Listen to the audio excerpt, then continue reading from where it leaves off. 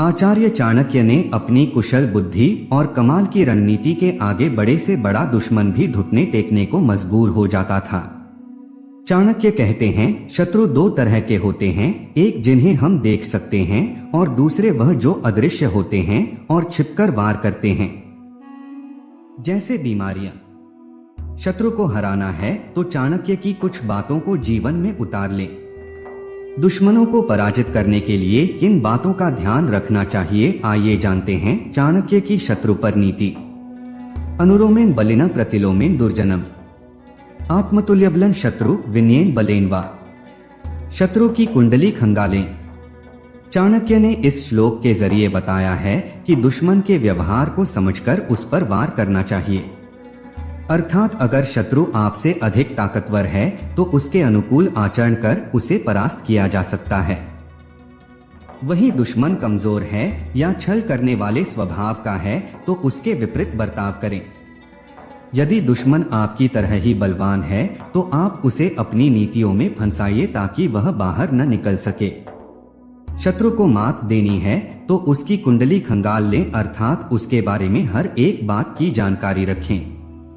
शत्रु सदैव आपकी लापरवाही का लाभ उठाने का प्रयास करता है, इसलिए हमेशा सतर्क रहना चाहिए। शांति से काम लें।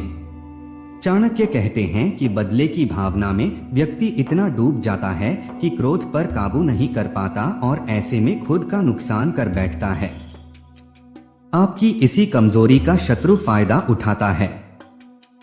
उदाहरण देते हुए चाणक्य ने बताया कि जैसे लकड़ी में स्थित आग उसे पूरी तरह खाक कर देती है, ठीक उसी तरह इंसान के अंदर धधक रही क्रोध की आग बुद्धि को खाक कर देती है। गुस्से में व्यक्ति के सोचने समझने की शक्ति जीरो हो जाती है और दुश्मन इसी का लाभ उठाता है।